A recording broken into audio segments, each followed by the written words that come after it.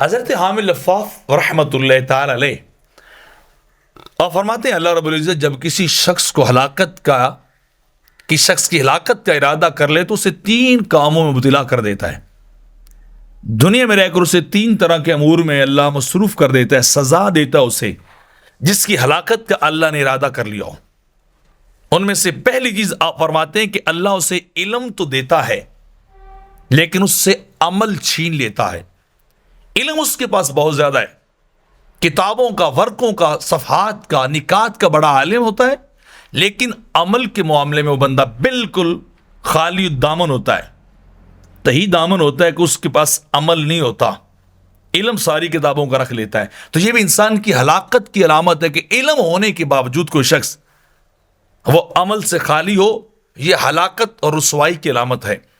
اور دوسری بات حامد لفاف رحمۃ اللہ علیہ فرماتے ہیں کہ اللہ رب العزت اسے نیک لوگوں کی صحبت کی توفیق تو دیتا ہے لیکن ان کی معرفت اور پہچان اس سے روک لیتا ہے، ان کے حقوق کی معرفت روک لیتا ہے. وہ جاتا بھی ہے، اٹھتا بیٹھتا بھی ہے صالحین کے ساتھ، نیکوں کے ساتھ، اس کا اٹھک بیٹھک سب کچھ ہوتا ہے، لیکن حقیقت یہ ہے کہ وہ ان کے حقوق کی معرفت سے بے بہرا ہوتا ہے، وہ خالی ہوتا ہے، اسے اتنا ہی پتہ نہیں ہوتا کہ ان کے پاس بیٹھنا ہے تو حاصل کیا کرنا ہے، وہ محروم رہ جاتا ہے.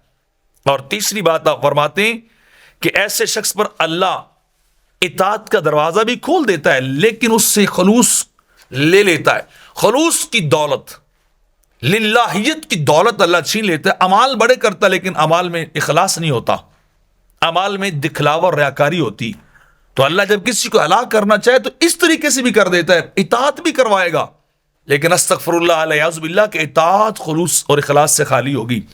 نیکوں کی صحبت بھی ہے لیکن ان کی صحبت کا رنگ اس پہ نہیں چڑھتا، اسے اثر ہی کو نہیں ہوتا کہ میں ان کی صحبت میں آؤں تو ان سے کیا حاصل کر لوں.